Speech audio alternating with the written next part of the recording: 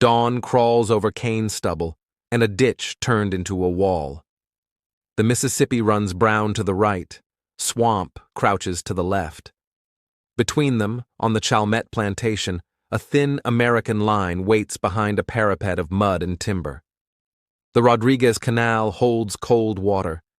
In the fog, a British army dresses its ranks. Andrew Jackson rides the works, gaunt from sleepless nights. "Hold your fire until you see them," he says, and the men settle their chins on their stocks. 2 weeks earlier, British ships slipped through the bayous south of New Orleans and set ashore veterans who had beaten Napoleon's marshals before. Their commander was Sir Edward Pakenham, brave and methodical. Jackson had almost everything except a conventional army. He had 1 regiment of U.S. regulars, Tennessee riflemen under William Carroll, Kentuckians under John Adair, New Orleans militia in Creole blue, a battalion of free men of color under Major Plauchet, Choctaw fighters, city volunteers, and Barataria smugglers who swapped amnesty for service and brought an artilleryman's gift for timing. Engineers took one look at the ground and sketched the answer: widen the ditch, thicken the parapet, anchor the flanks on river and swamp, and make the enemy come straight on. Jackson struck first. On December 23rd, he sent John Coffey's riflemen and a small naval force crashing into the British camp at Villers Plantation. In the dark, the river flat turned into a roar of musketry. It wasn't decisive. It was a warning that this city would not be taken in silence. On New Year's Day, the Redcoats rolled out guns for a formal duel. American batteries, some served by Lafitte's men, answered so precisely that British ammunition chests blew and their line went quiet. After that, both sides dug. The British dragged ladders and fascines to solve ditch and wall the old way. Jackson's men shoveled more mud, drove more stakes, and sighted more guns. January 8th wakes gray. Pakenham's plan is textbook. Gibbs will press the American left. The Highlanders will strike near the center. Meanwhile, Colonel Thornton will cross to the west bank, seize the American battery there, and rake Jackson's line from behind. The plan would have been deadly if the Mississippi behaved like a canal. In fog and current, boats broke loose. Men sank in chopped cane. Orders arrived late. Still, the columns formed and stepped off. They appear as shadows first, then as coats and white crossbelts. American guns open with round shot, then shell, then canister. The earthwork that looked like mud becomes a machine of fire. Regulars keep cadence on the firing step. Tennesseans and Kentuckians pick targets, officers first, flags next, any man with a ladder third. Creole militia fire volleys that thump the chest. The free men of color hold the swamp edge.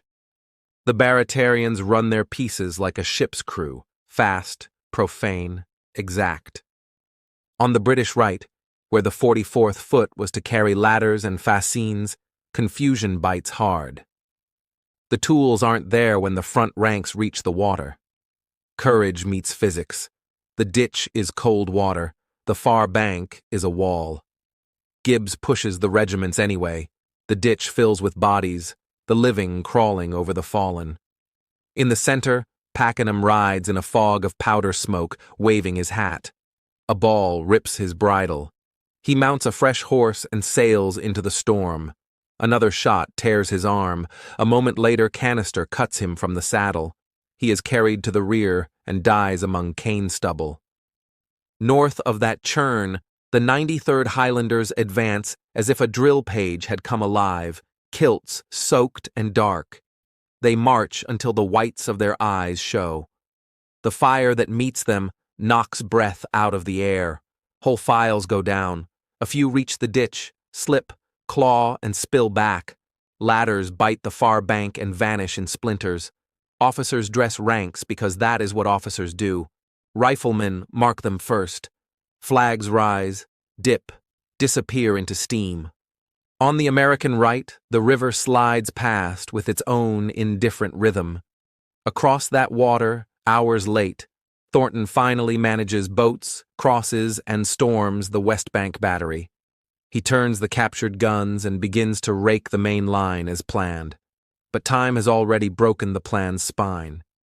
The works at Chalmette are already winning. The new fire punishes but does not decide. David Morgan's militia and the sailors fall back upriver. Jackson dispatches units to steady the bank. The big parapet on the east side never cracks. By late morning, the field is a ledger in blood. Officers who wanted one more try look over ground paved with bodies, ladders that went nowhere, ranks that halted and folded.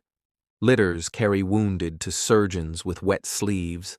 The fog that gave cover at dawn drifts like a shroud over red sashes and torn packs.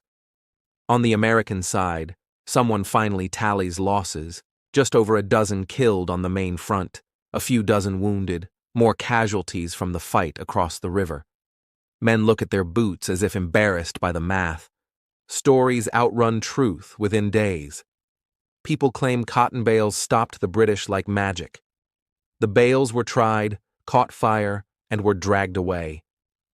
The real wall was mud and planks, sweat and shovels, and officers who kept men still until the range was murderously short.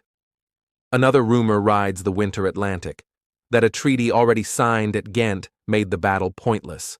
It didn't matter that morning in the cane. The shots were real. The dead were real. The result was real enough to send the fleet back downriver whether the parchments had landed or not. Credit runs the length of the works. It belongs to the lanky rifleman in a hunting shirt squinting down a browned barrel, to the Creole drummer boy who kept a pace that did not rush, to the free men of color who stood shoulder to shoulder with neighbors who had not called them neighbors a month ago, to the Choctaw who ghosted the swamp edge and fed the line with news that was true, to the women who stitched cartridge boxes and sent boys to the batteries with bread, to Lafitte's gunners who came under a cloud and earned daylight respect, to the tough little regulars who never left the step, to an engineer who pointed at a ditch and said, "Make it wider," to a general whose real gift was refusing to be late. Jackson is changed by what his army gives him. New Orleans makes him a national figure, the face of a rough confidence that rises after the war. The country is changed, too. A republic that had felt porous, its capital burned, its coasts raided, finds a reason to believe it can stand. The power of the moment isn't a clever maneuver. It is the stubborn clarity of a line of mud, the steadiness of mixed people who chose to hold one place, and the knowledge that some storms can be met. Walk the ground now and traffic hums along St. Bernard Highway while the river breathes behind the levee. Markers show where batteries stood. A reconstructed earthwork proves how crude and perfect a wall can be.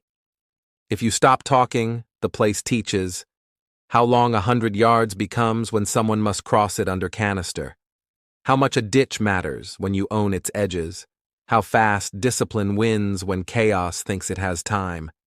You learn why veterans called the morning clean, a day when preparation, ground, and will fit together without a gap. The fog of that dawn lifts in the mind. Shapes turn to faces. There is Pakenham, gallant and doomed, trying to tilt the scale. There is Jackson, restless and gaunt, refusing to blink. There are men from many backgrounds stitched into one stubborn line. When the smoke drifts away, the river keeps rolling, and the swamp goes on watching from its knees. The earthwork sinks back into the ground that birthed it. What remains is a lesson welded to a city's name, that a nation made of strangers can hold when it chooses, and that a ditch, a wall, and will, used in time, can be enough. Thank you for listening to Last Post History. Subscribe for more true stories from the world at war.